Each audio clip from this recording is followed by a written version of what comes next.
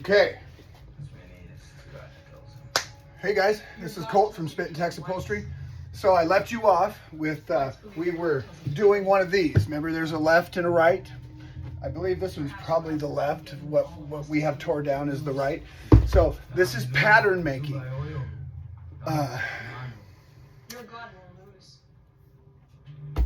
It's all prep.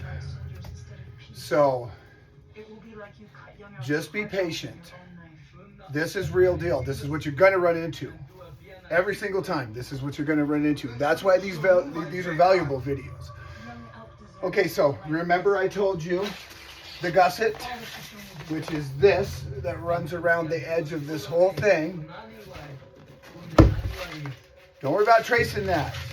How wide is it? It's 3 inches. So I went and cut one, but make sure that you cut it off the factory edge of the roll, okay? The main roll, to where it's one piece. And I always like to make it like 4 inches long. It's just me. Some people like to just go down to the wire. I think that's unwise. I would never do that. You got to have some wiggle room. Maybe you got some gathering in one of your, the outside edge or something when you're sewing. You never know. Your relief cuts, you didn't relief cut right. So anyway, we have our gusset done.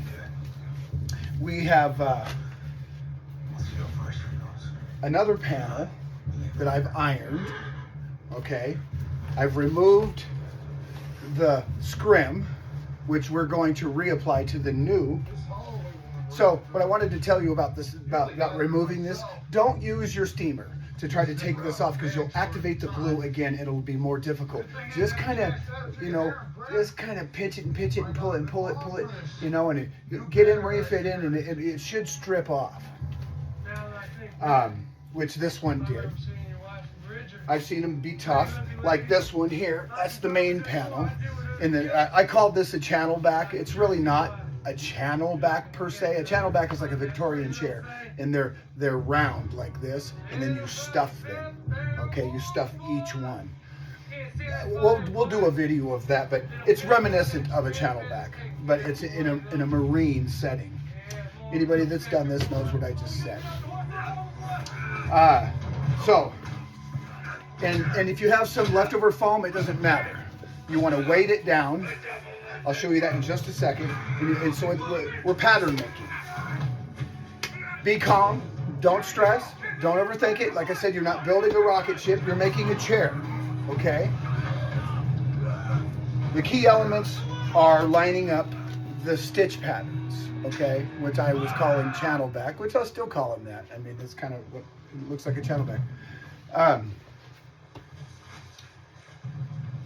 You want to weight everything down to where you can get a proper pattern. So you're making a pattern. You're making a duplication of what you're looking at. So we have the whole seat tore down. We have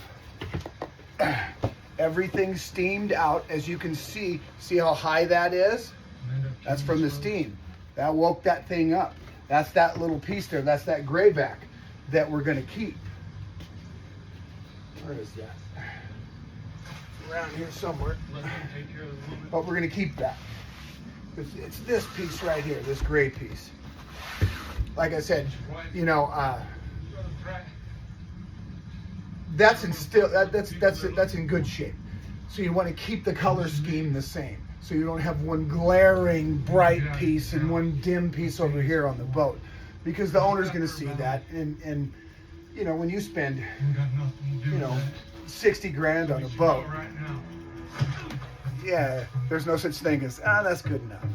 So for my brother Bill, that's not good enough. So we got that done. There's my little baby girl. It's my little sky blue, my little healer. Come in here, make sure Daddy's doing a good job, huh? Good kid, good kid. Okay, so yes. We have that ready. We have our gusset cut out. We are going to trace this right here is what we're doing with this. It's this piece right here. That's what this is. And then we have this, and we're going to use the old gray once again. And then we're going to do a welt cord. I'll have my wife come in and she'll lean over me and I'll show you how to do that. So you want to prep your sewing machine. You want to make sure you have the proper stitch count. You want to make sure you have the right gauge of welt cord or piping. And so that's it. Most of upholstery is prepping. That's what takes the longest, is prep. And then after we cut out these patterns, we have to glue a new scrim, okay?